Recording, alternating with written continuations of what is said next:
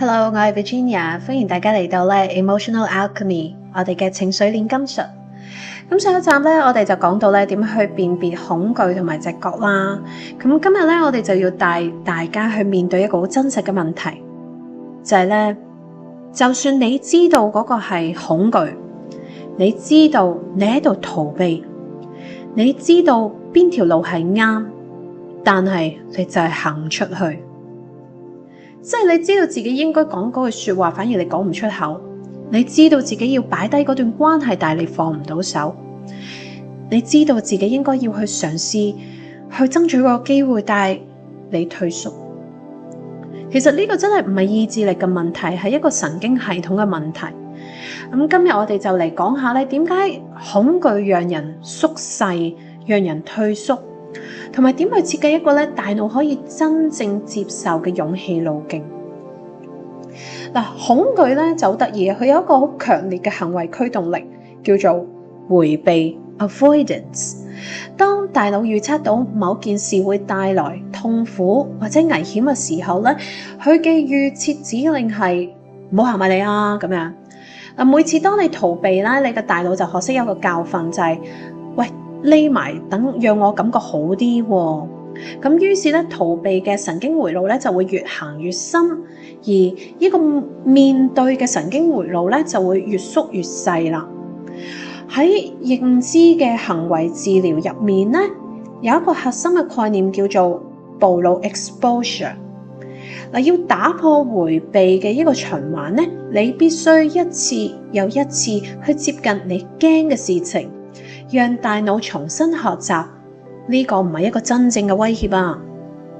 但係問題係好多人嘗試一口氣面對恐懼，然後失敗之後就更迴避。咁個竅門喺邊呢？個竅門係用梯，而唔係用跳躍。梵文有一個字叫做 Abhyasa， 亦都可以叫 Abhyas 啦，即係持續修行嘅意思。強調啲嘢要有一致性同埋漸進性嘅。我哋唔係要好似英雄咁一次單次突破。勇氣係反而每日一小步慢慢去建造，佢唔係一個特殊嘅超能力嚟㗎。所以今日呢一個小工具叫做勇氣行動嘅階梯。其實呢個工具嚟自 CBT， 即係一個行為治療嘅一個階梯步路法。咁我就將佢調整成呢個我哋日常可用嘅版本啦。咁所以我哋今次就試下用一個4步嘅方式吓。咁第一步就係首先要確認你嗰個恐懼目標係乜嘢先。你試下寫低嗰件你知道應該要去做，但係你一路喺度逃避緊嘅事。不過你寫得要具體啲，就係你唔好話我要自信啲，我要叻啲咁樣，唔係嘅，而係想要好具體咁講，就係話我想喺公司會議上去勇敢發言，分享我嘅想法。咁呢個好具體啦，係咪啊？咁跟住之後第二步啦，就係做呢件事一定有一定嘅恐懼程度啦，你先會咁寫，係咪？咁你試下為呢一個恐懼程度打個分先。咁就係直接去做呢件事嘅話，你嘅恐懼程度係幾多分呢？如果真係達至7分以上嘅恐懼你就要真係搭條梯先啦吓。好啦，第3步 Step 3，拆解出5個階梯，由恐懼2分到8分。咁 let's say for example， 目標係喺會議發言啦，咁恐懼係8分。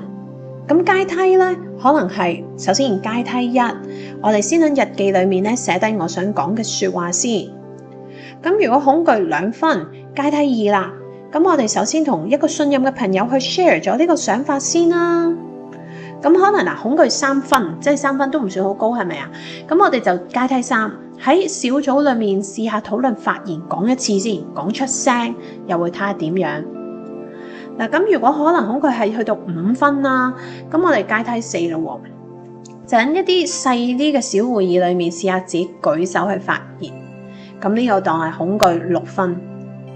咁試到階梯5啦，咁我哋就喺一啲大型嘅會議入邊主動分享。去到第4步咯，即係由最低嗰級去開始就係今日就做。記住有一樣嘢就係唔好等到準備好，唔好等到有勇氣，因為其實咧我哋好多時儲勇氣都要好多時間，同埋咧越儲越焦慮。所以今日我哋試下咧由自己咧最底嗰層去開始，就係先讓大腦看見一樣嘢，就係嗱，我做咗啦，都冇死。你試下你個目標喺會議發言，可能我哋嘅階梯一就係喺日記上寫，都有啲恐懼，係咪啊？咁會唔會做完會死咗？唔會啊嘛。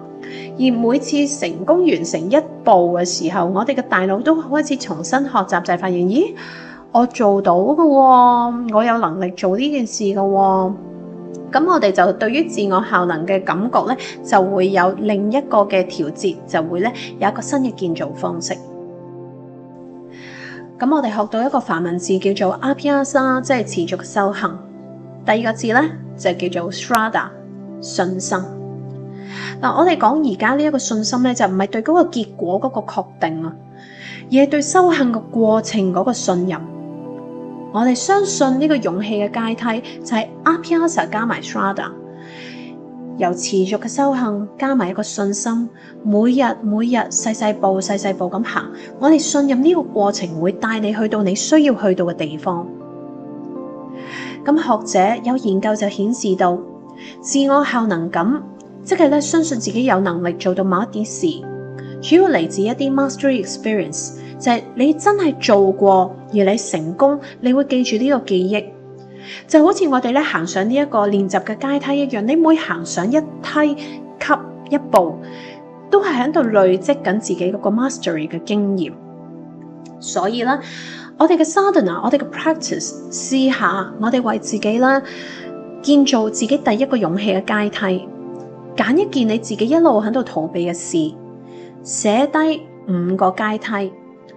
嗱，然後今日我哋就試下咧，真係踏上第一步，淨係一步啫，但唔好諗下一行就行5步，我哋淨係行一步，每日一小步，我哋就可以慢慢達至我哋想去嘅地方噶啦。勇氣唔係冇恐懼，而喺你恐懼嘅時候，都同自己講：好，我哋一齊逐步嘗試。